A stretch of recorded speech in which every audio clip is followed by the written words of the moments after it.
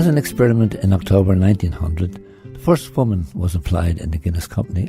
The widows of the Guinness staff were well looked after and mainly employed as early morning cleaners and dining staff. They were granted this job to supplement the widow's pension they received. My name is John Gallagher. I live in 27 The Coombe, but I was born in number 13 The Coombe, which was formerly the Weaver's Almshouse. Well, my first memory of seeing it I was brought up here by my aunt. Another relation of ours lived in Summer Street, which is just down the road there. Her husband had worked in Guinness's. She did the washing for Guinness's. She took that in when we went up to the house. There was always washing there. So that would be my first memory of it, going up to her and being brought along here. There was one woman I knew. They lived at the back of us. Keanes were their name. And their father had lodged up in Dublin all the week. But he died when he was only 27. They offered the mother a job in Guinness. So she left Westmead and headed for Dublin. Went no further than Pimlico, or as they used to say, we come from the bank of Pimlico. Yeah, that's how they lived. The mother had a pension from Guinness, and also she had her early morning cleaning job. So she was able to rear her 3 kids.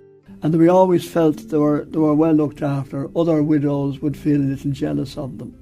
Because you seem to get more, you could get free medical attention. There were other things you could get as well. So it was great to have somebody belonging to you working in Guinness, or having somebody who had worked in Guinness, and you got benefits until you died.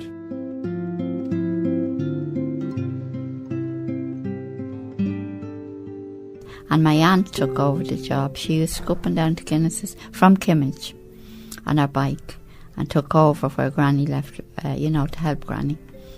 And she never had a washing machine or anything to help her. She had an old washing board, a big bath, and she had an old mangle in the backyard. You put them through it and you roll the handle, and the clothes goes through the 2 rolls, and that takes the water.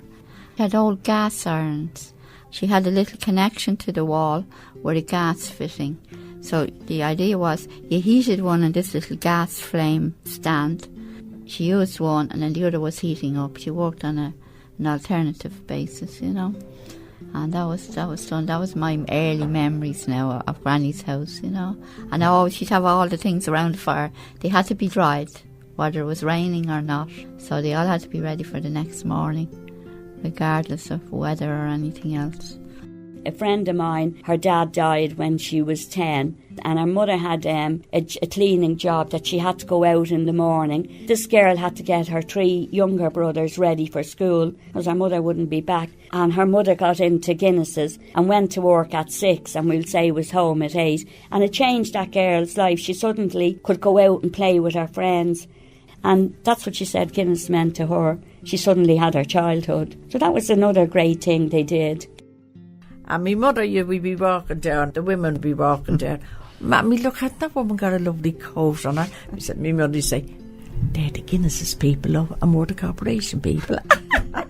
But that was the distinction that I got from Guinness's people. I never did that in my life. Bessie didn't know she was one of them. I'm only calling you, but I know, and you were living near me, and I was living near you. Oh, don't you want to divide? And then you were calling me a Guinness's lady, and I was calling you they're the Guinness's ladies.